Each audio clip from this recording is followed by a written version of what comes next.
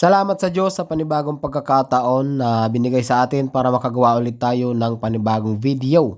So ngayon araw pala mga bro, itutuloy natin yung part 2 na ginagawa natin na Kawasaki NS150. Kasi ang nangyari habang gumagawa tayo ay mayroong nagpapatugtog. Alam nyo naman na bawal po sa YouTube yung mga music. Possible po na ma-copyright yung ating channel. Okay? So ayan, bago natin umpisan yung ating video, yung mga bago pa lang dito sa ating channel, huwag niyo pong kalimutan mag-subscribe para po lagi kang updated pag meron tayong videos na i-upload.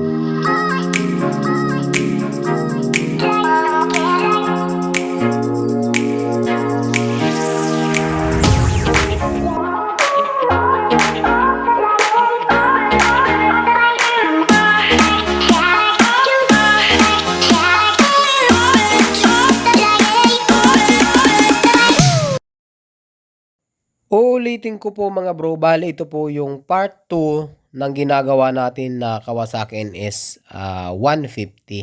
So sa mga hindi pa nakapanood ng part 1, panoorin nyo na lang po kasi baka sabihin nyo bakit putol. Kasi nga, anong nangyari nga abang ginagawa natin yung part 1, marami yung nagpapatugtog kaya napilitan tayong i-voice over na lang. So dito mga bro sa pagpapalit, ayan, so dapat meron kayong original na clutch lining, ano. So meron tayong washer dyan, tapos isunod nyo po itong bushing. Okay lang naman po ito magkabaliktaran. Wala pong problema yan kung sakaling magkabaliktad. Tapos isunod po natin yung clutch housing. So kung mapapansin nyo, hindi na natin tinanggal yung kicker, hindi na natin tinanggal yung oil pump at yung balancer natin kasi hindi naman kailangan na. Kung lining lang naman yung papalitan. So sa pagpapasok ng housing, galaw-galawin nyo lang. Okay, pagkatapos ng housing, mayroon ulit washer. At saka itong ating clutch hub. So bago natin ikabit po yan, ang gawin natin, tanggalin natin yung lining or kunin na natin yung lining mga bro. Tapos, mas maganda kung ibabad natin siya sa langis para talagang nalubricate na siya. Ano? Kasi yung iba nagkakabit nito hindi na nilalagyan ng langis. Pwede naman po yun pero mas maganda kung ilalagay natin sa langis or ibababad po natin sa langis. Ayan. So meron po tayo ditong 5 piraso na clutch lining. Sa totoo lang po mga bro, yung pagpapalit ng clutch lining ay napakadali lang ano. Lakasan lang talaga ng loob tapos meron kayong proper tools.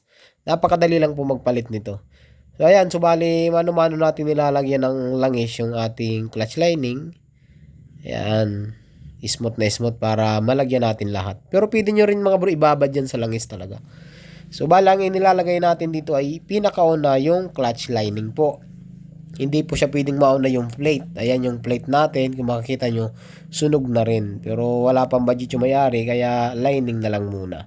Ay, yung dating plate na lang. Ayan. So, alternate lang mga bro yung pagkakabit nito. Clutch lining, plate, clutch lining, plate, clutch lining, plate. Hanggang po sa maubos yung ating clutch lining. Yan, original po yan. Sa mga magtatanong, mahigit po 1,000 ang clutch lining. So, sa mga walang pambili ng original, kasi nga mahal, pwede po yung pan-TMX dito. 160, 135, pwede po kayo gumamit ng clutch lining. At pagkatapos yung may kabit yan, ayan. So, isalpak nyo lang yung ating clutch wheel. Okay. Ayan. So, ganun lang. Tutuwid-tuwidin nyo lang yan mga bro. Parang hihilot-hilutin nyo lang. So, pagkatapos po nyan, take note yung washer Kasi yung iba kasi nito nakakalimutan. Mayroon naman motor na mga walang washer dyan. Kagaya ng mga Rouser 180. Ayan. So, isalpak nyo lang yan mga bro. Ayan. Kunting galaw-galaw lang. Ang hawak nyo dito na sa may kabitan ng clutch spring. Para smooth na smooth lang. Kunting galaw-galaw. Meron talagang masikip nito. At meron naman na yan. Pasok na po agad yan. Diba? Basic na basic lang. So, dito, sa part 1 nito mga bro, yung isang washer lang yung nakakabit. Yung isa nasa labas. Ayan. So, di ko alam kung sino gumawa nito. So, bali dalawa po ang washer dito Isang puti at saka isang itim. Nauna yung puti, sumunod yung itim, tsaka yung castle nut. Sa castle nut naman mga bro, ang higpit po niyan ay pabaliktad. Counterclockwise po ang higpit niya kagaya ng sa 135 natin. Tapos, pwede nyo muna siya higpitan or pwede naman itong clutch spring muna. Ayan. Para pagka hinigpitan nyo na may clutch spring niya, hindi na po sumama yung clutch housing natin. Okay? Ito yung pressure plate ay tawag dito. Itong plate na to. Ayan. So, mayroong 4 na 10mm po yan. Yung 4 na tornilyo, pwede rin po yan magkabali-baliktad. Pero kung talagang medyo ko'y maselan po kayo, tandaan nyo na lang kung saan nyo tinanggal yung bolt na gusto nyong tanggalin. Tapos, pagbabalik, maglagay po kayo ng palatandaan. Pero ulitin ko, pwede po yan magkabali-baliktad. So dito, gumamit tayo ng impact mga bro. Pero yung pag-i-impact nyo, dapat alalay lang. Kasi alloy lang po itong ating clutch hub. So pagka sobra kayo ng higpit, ng higpit, marami pong nababasagan dyan. So meron rin tayong nagawa, Raider 150, nabasag natin. Kaya hindi talaga siya advisable na gamitan ng malalakas na impact. Pagkatapos niyan, saka natin higpitan. At medyo masikip pa nga ito mga bro kasi gamit na yung castle natin. Yan, kung mapapansin nyo yung ikot natin ay pa-counterclockwise. Ganun po kasi yung paghigpit nitong mga rouser. Yan, so medyo matigas na. Pagkatapos natin mga bro na mahigpitan yung castle natin, yan, i-double check na natin yung 4 na 10mm dito. Ayan, kagaya niyan, maluwag po siya, di ba? Para na-check natin. Yan, higpit, check. Check dito, check dito. Ayan, so halos quality na naman siya. Okay mga bro, ganun lang. Tapos punasan nyo yung mga dumi-dumi. Ayan no, smooth na smooth lang mga bro. Napakadali lang pong magpalit ng clutch lining. Tapos yung clutch release bearing, check nyo rin muna bago nyo salpak kung kailangan na bang palitan. Ayan. Pagkatapos nyan mga bro, yung ating crankcase, check nyo rin kung mayroong mga dumi. Wala naman. Meron po tayong tuser dito, clutch tuser. So, dito po yan sa kabila nilalagay. Ayan, yan naman po yung trabaho niya is yung tumutuko dun sa bearing tuwing magka-clutch po tayo. Okay? So, check ng kicker kung nakasabit yung spring. Nakasabit naman. Tapos yung washer. So, pagkatapos nyo pong mahigpitan, ganun lang. Isasalpak nyo lang yung crankcase. Ganun lang. Tapos na. Napakadali lang mga bro. Tapos, itong mga tinanggal natin dito na bolt sa gilid lahat, para peras lang naman ang haba niyan, parang 135 lang din. O rouser 180. Ayan.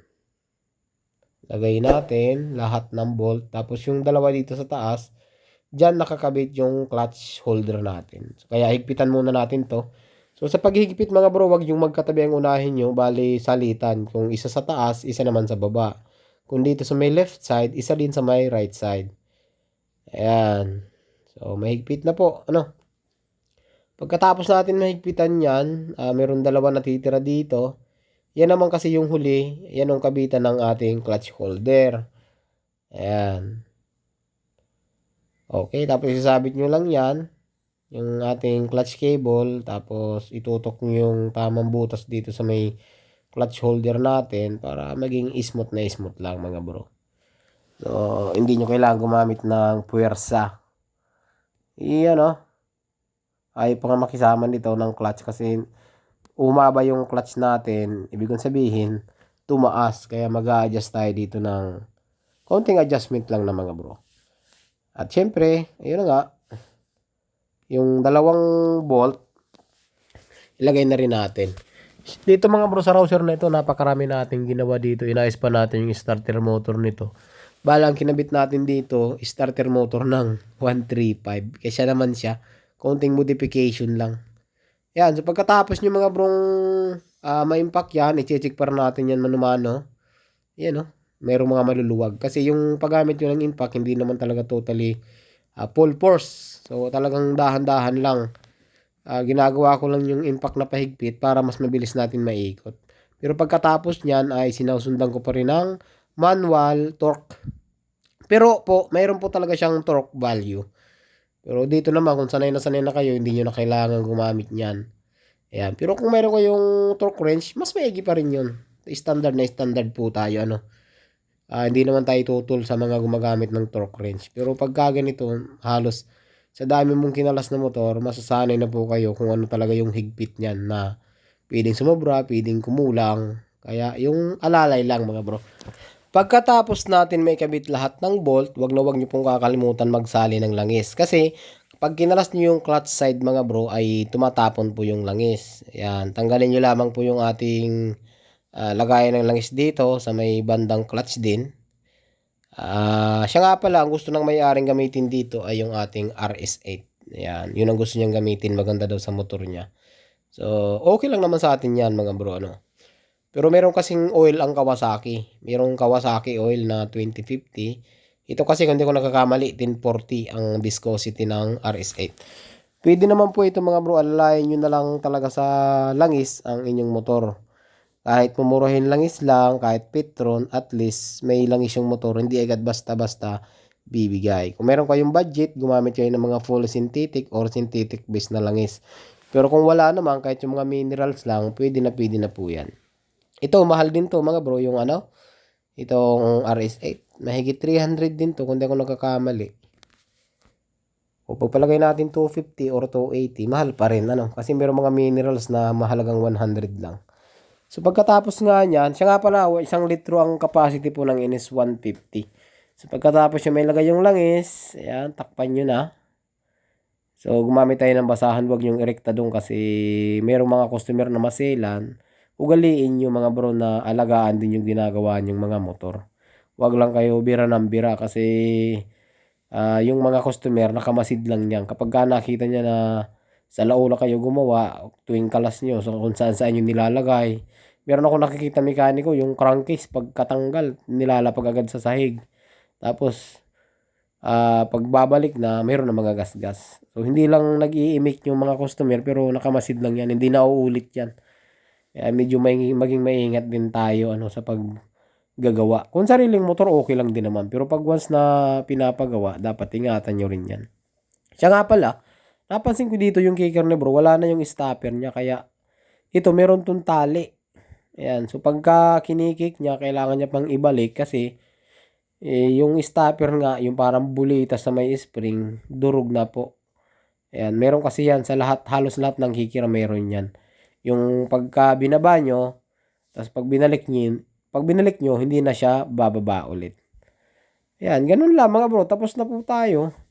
Ulitin ko sa mga hindi nakapanood ng part 1, hanapin nyo na lang yung video natin paano magpalit ng clutch lining ng Kawasaki NS150 part 1. So, hanapin nyo na lang para continue talaga.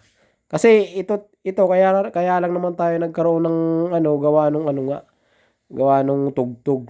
Ayan, so tapos na natin, subukan na natin mga bro. Hanggang ngayon malakas pa rin ang tugtog.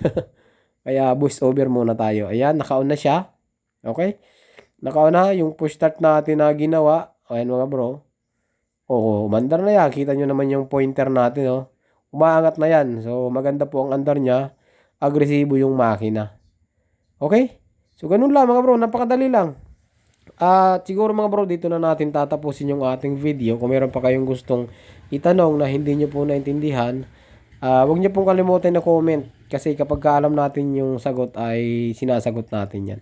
So, hanggang dito lang. Magandang araw sa inyong lahat at ride safe po palagi.